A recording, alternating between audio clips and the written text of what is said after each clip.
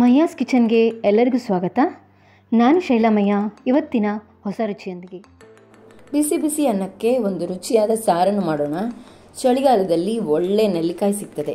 ಆ ನೆಲ್ಲಿಕಾಯಲ್ಲಿ ಎಷ್ಟಾಗ್ತದೋ ಅಷ್ಟು ಬಗೆ ಬಗೆಯ ರುಚಿಯಾದ ಅಡುಗೆಯನ್ನು ಮಾಡಿಬಿಡಬೇಕು. ಹಾಗೆ ಇವತ್ತು ನಾನು ಬಿಸಿ ಬಿಸಿ ಅನ್ನಕ್ಕೆ ಬೇಳೆ ಹಾಕದೆ ಸುಲಭವಾಗಿ 4 ನೆಲ್ಲಿಕಾಯನ್ನು ತಗೊಂಡು ರುಚಿಯಾದ ಗರಂ ಆದ ಸಾರನ್ನು ಮಾಡ್ತಾ ಇದ್ದೇನೆ. ಅದಕ್ಕೆ ಇವಿಷ್ಟೆಲ್ಲ ಸಾಮಗ್ರಿಗಳನ್ನು ಕಟ್ ಮಾಡಿ ಇಟ್ಕೊಂಡಿದ್ದೇನೆ. ಈಗ ಒಳ್ಳೆಯ 4 ನೆಲ್ಲಿಕಾಯನ್ನು ತಗೊಂಡು ಒಂದು ಫ್ರೈಯಿಂಗ್ ಪ್ಯಾನ್ಗೆ 1 ಚಮಚದಷ್ಟು ತುಪ್ಪವನ್ನು ಹಾಕ್ತಾ ಇದ್ದೇನೆ. ಬಿಸಿ ಆದ ನಂತರ 1 ಚಮಚದಷ್ಟು ಕಡಲೆಬೇಳೆಯನ್ನು ಹಾಕ್ಕೊಳ್ತಾ ಇದ್ದೇನೆ. ಹಾಗೆ 1 ಚಮಚದಷ್ಟು ಕೊತ್ತಂಬರಿ ಬೀಜವನ್ನು ಕೂಡ ಹಾಕ್ಕೊಂಡು ಸ್ವಲ್ಪ ಬಣ್ಣ ಬದಲಾಗುವ ತನಕ, ಪರಿಮಳ ಬರೋ ತನಕ ಫ್ರೈ ಮಾಡಿ ಅದಕ್ಕೆ 1 ಚಮಚ ಜೀರಿಗೆ ಹಾಕ್ಕೊಂಡು ಫ್ರೈ ಮಾಡ್ತಾ ಇದ್ದ ಹಾಗೆ ಒಳ್ಳೆ ಮೆಣಸು 1 ಚಮಚ ಅದನ್ನು ಕೂಡ ಹಾಕ್ಕೊಂಡು ಫ್ರೈ ಮಾಡ್ತಾ ಇರಬೇಕು. ಅದರ ಘಮ ಬರ್ತಾ ಇದ್ದ ಹಾಗೆ 2 ಹಸಿಮೆಣಸನ್ನು ಕಟ್ ಮಾಡಿ ಹಾಕ್ಕೊಳ್ಬೇಕು. ಇಲ್ಲಿ ನಿಮಗೆ ಹಸಿಮೆಣಸು ಬೇಡ ಅಂದರೆ ಒಣಮೆಣಸನ್ನು ಕೂಡ ಹಾಕ್ಕೊಳ್ಬೋದು. ಟೇಸ್ಟ್ ಸ್ವಲ್ಪ ಡಿಫ್ರೆಂಟ್ ಆಗಿ ಬರ್ತದೆ. ಇಲ್ಲಿ ಕಾಳುಮೆಣಸು ಮತ್ತು ಹಸಿಮೆಣಸು ಹಾಕಿರೋದ್ರಿಂದ ಒಳ್ಳೆ ಟೇಸ್ಟ್ ಕೊಡ್ತದೆ. ಇದಾದ ನಂತರ ಇದಕ್ಕೆ ಶುಂಠಿಯನ್ನು ಕೂಡ ಸಣ್ಣದಾಗಿ ಕಟ್ ಮಾಡಿಕೊಂಡು ಹಾಕ್ಕೊಳ್ತಾ ಇದ್ದೇನೆ. ನಂತರ ಹೆಚ್ಚಿದಂತಹ 4 ನೆಲ್ಲಿಕಾಯನ್ನು ಕೂಡ ಹಾಕ್ಕೊಂಡು ಫ್ರೈ ಮಾಡಿಕೊಳ್ಬೇಕು. ಈಗ ಕಟ್ ಮಾಡಿದಂತಹ ಟೊಮೆಟೊವನ್ನು ಕೂಡ ಈ ಹಂತದಲ್ಲೇ ಹಾಕ್ಕೊಂಡು ಎಲ್ಲವನ್ನು ಒಟ್ಟಿಗೆ ಫ್ರೈ ಮಾಡಿಕೊಳ್ಬೇಕು. ಇಲ್ಲಿ ಟೊಮೆಟೊ ಹೋಳುಗಳೇನು ತುಂಬ ಮೆದುವಾಗೋದು ಬೇಡ, ತುಪ್ಪದಲ್ಲಿ ಸ್ವಲ್ಪ ಬಿಸಿ ಆದರೆ ಸಾಕು. ಈಗ ಇದು ಚೆನ್ನಾಗಿ ಪರಿಮಳ ಬರೋ ತನಕ ಹುರಿದುಕೊಂಡು ಸ್ವಲ್ಪ ಹೊತ್ತಾದ ನಂತರ ಫ್ಲೇಮನ್ನು ಆಫ್ ಮಾಡಿ ತಣಿಲಿಕ್ಕೆ ಬಿಟ್ಟು ಈಗ ಅದನ್ನೆಲ್ಲ ಮಿಕ್ಸಿ ಜಾರ್ಗೆ ಹಾಕ್ಕೊಳ್ತಾ ಇದ್ದೇನೆ.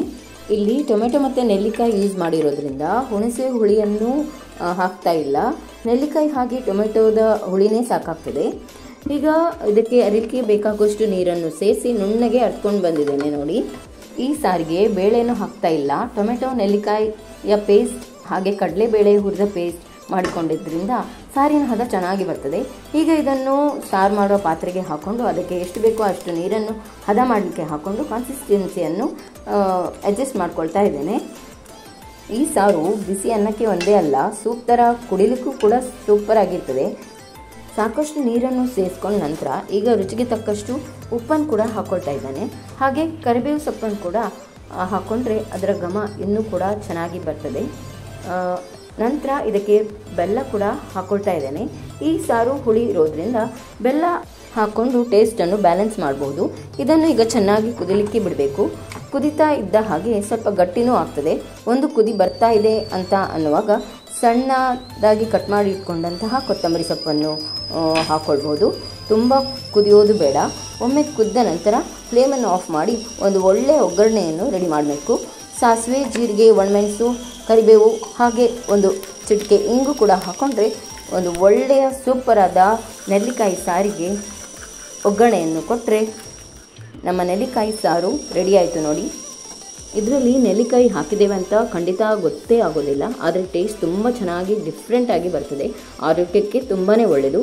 ನೆಲ್ಲಿಕಾಯಿ ಸೀಸನ್ ಇರುವಾಗ ಇಂತಹ ಸಾರು, ಚಟ್ನಿ, ಉಪ್ಪಿನಕಾಯಿಗಳನ್ನೆಲ್ಲ ಆದಷ್ಟು ಮಾಡ್ತಾ ಇರಬೇಕು. ಹೆಲ್ತ್ ಬೆನಿಫಿಟ್ಸ್ ತುಂಬಾ ಇದೆ. ಹಾಗಾಗಿ ಇವತ್ತಿನ ಈ ಸೂಪರ್ ಟೇಸ್ಟ್ ಸಾರನ್ನು ಮಾಡಿ ನೋಡ್ತಿರಲ್ಲ, ಮಾಡಿ ನೋಡಿ ರುಚಿ ಹೇಗಾಯಿತು ಅಂತ ಹೇಳಲಿಕ್ಕೆ ಮರಿಬೇಡಿ. ವಿಡಿಯೋ ಖಂಡಿತ ನಿಮಗೆ ಇಷ್ಟವಾಗಿರ್ತದೆ ಅಂತ ಭಾವಿಸ್ತೇನೆ. ಇಷ್ಟ ಆದಲ್ಲಿ ಒಂದು ಲೈಕ್ ಹಾಗೆ ಶೇರ್, ಹೊಸಬರಾಗಿದ್ದರೆ ಸಬ್ಸ್ಕ್ರೈಬ್ ಮಾಡಲಿಕ್ಕೆ ಮರಿಬೇಡಿ ಅಂತ ಹೇಳ್ತಾ ಮುಂದಿನ ಸಂಚಿಕೆಯಲ್ಲಿ ಭೇಟಿ ಆಗ್ತೇನೆ. ಅಲ್ಲಿವರೆಗೂ ಟೇಕ್ ಕೇರ್, ಬಾಯ್.